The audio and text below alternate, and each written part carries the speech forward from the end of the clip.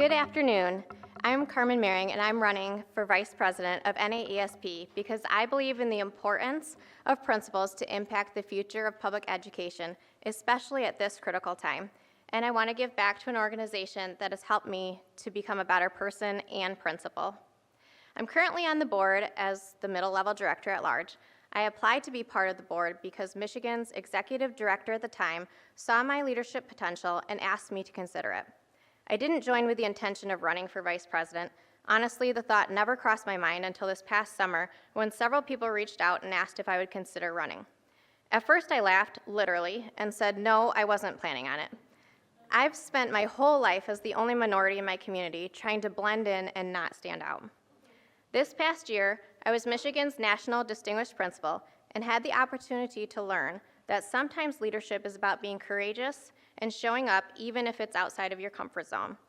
I realized that when we stand out, we get to share our stories and, more importantly, to elevate the stories of those around us. I didn't expect to be on this stage or in this place, but here I am and I'm ready. As a former counselor, I know the impact mental health has on our students, staff, colleagues, and communities. The issues are not new, but they are more pervasive and are hitting at earlier ages. The level of resulting behavioral issues is unprecedented. This year, we had a student who came from a space of intense trauma. Child Protective Services was heavily involved, and the child had a long history of truancy, volatile behavior, and poor academics. We could see that child come in a mile away with the associated paperwork trail. Fire up. Luckily, our district funneled support our way with increased staffing. Unfortunately, despite all our best efforts, he wrecked a classroom, assaulted a staff member, ran into the highway in front of our building, and was making threats to the safety of himself and others. Safety is our #1 priority, and individuals who struggle to this extent negatively impact the whole school.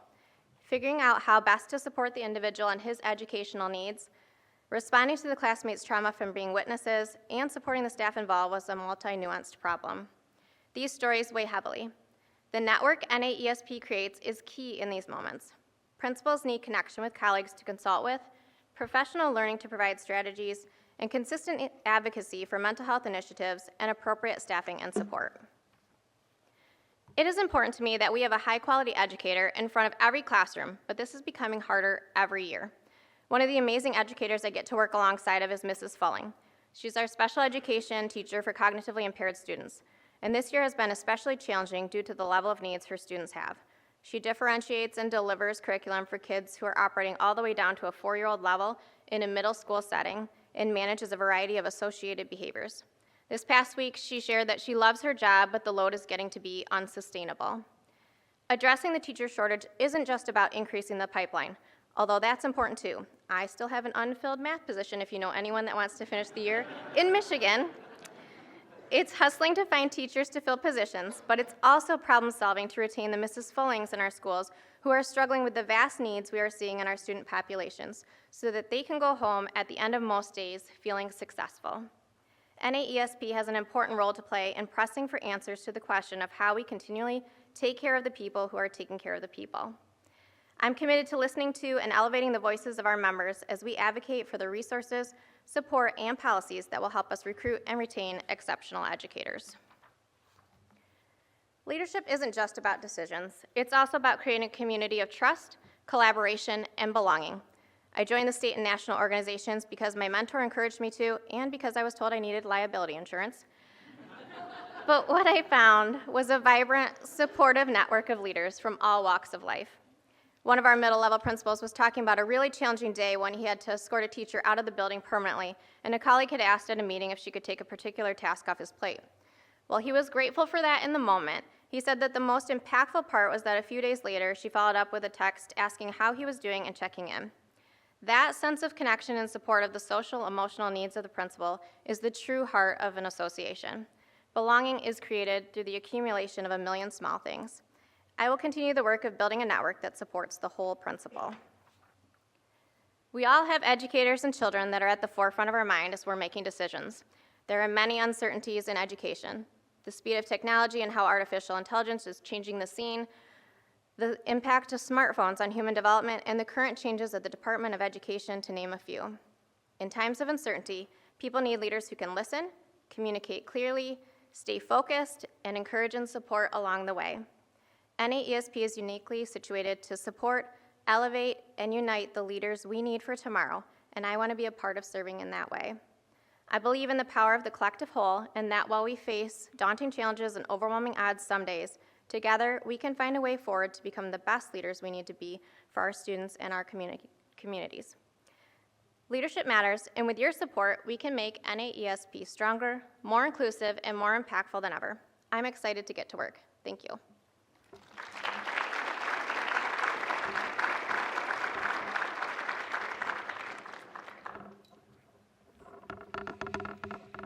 Thank you, Carmen. At this time, we will move into the question and answer portion of the presentation. Carmen, you have 2 minutes to respond to the following question. What do you consider your greatest strength as a leader, and how would you utilize your strengths to further NAESP's strategic goals?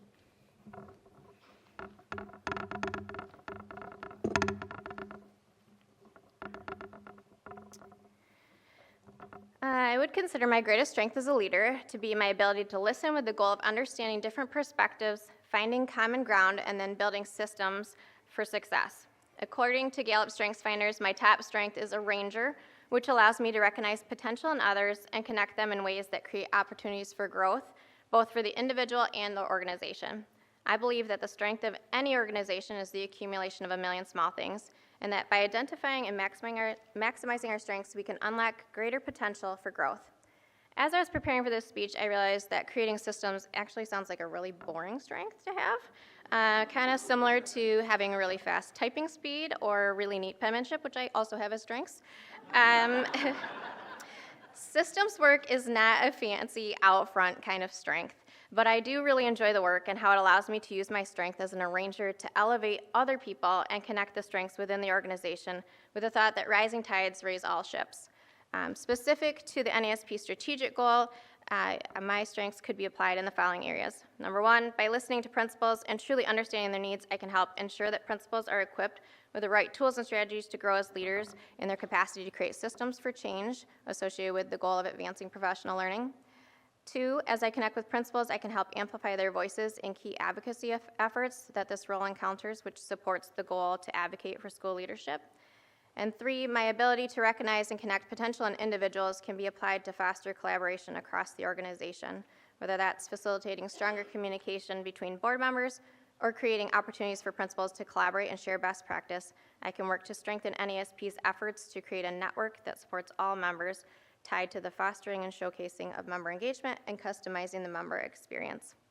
By listening, connecting people, and building strong systems, I will help NAESP continue to grow and align with its strategic goals.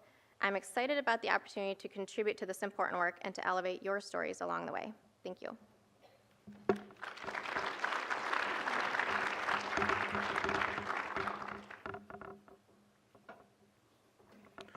Thank you, Carmen. Now we will move to the second question, which Carmen will select randomly. Again, the candidates do not know these specific questions, only the nature of them.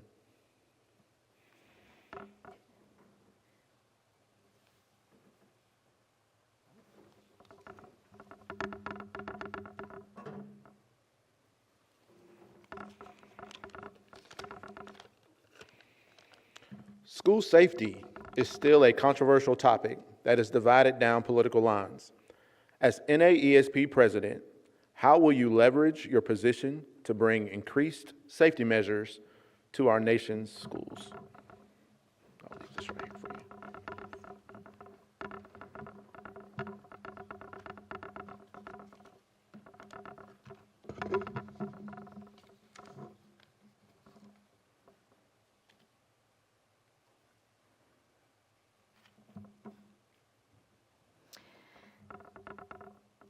I think when we think about school safety and trying to figure out how to come to a common ground through those divided lines, I think ultimately school safety is an easy one in the sense that everyone wants schools to be safe places. When we think about school safety, there's two pieces. I think number one, it's elevating stories of the things that schools are doing that are preventing things from happening, and that's tricky because we don't know what we're preventing. But I think telling those stories of connection and belonging, because we know that ultimately when we create systems for connection and belonging where we can see kids truly and make connections with families and community members, that prevents a lot of the issues that can come to the forefront. And I think the other piece is really being out in front and advocating consistently for safety measures so that we have the appropriate support staff that can help, as well as safety measures, whether that's secure vestibules or secure pieces within our buildings. So I think bringing it back down to some of those stories is important. For example, in our school a couple years ago, we did an activity where we put every student's name on the wall in a conference room. Staff had to go down during the week and put check marks next to kids they knew a little about. They would put 2 check marks or indicate somehow if they knew things about the child that were deeper or outside of school. And after that, we put the pages up in the cafeteria and did a gallery walk, and we could see visibly kids who had 60 plus check marks next to them, and then kids who were falling through the cracks silently, that they were walking through our schools every single day, and there wasn't an adult that necessarily knew anything about them. And then our staff members committed to choosing 2 to 3 students who were falling through the cracks and making meaningful and impactful connections and relationships with those kids. And we hear stories back from those teachers of, hey, remember that activity you made me do that we didn't really want to do, but we did it anyways? Well, 2 years later down the road, I heard from the student and how impactful I was on their life. They're in a different school district and they're having success.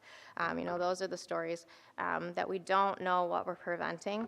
We don't know if that actually ensured school safety, but it sure did increase belonging and connection. And we know if we continue to go back to that core of belonging and connection, we're going to be able to move the needle on school safety.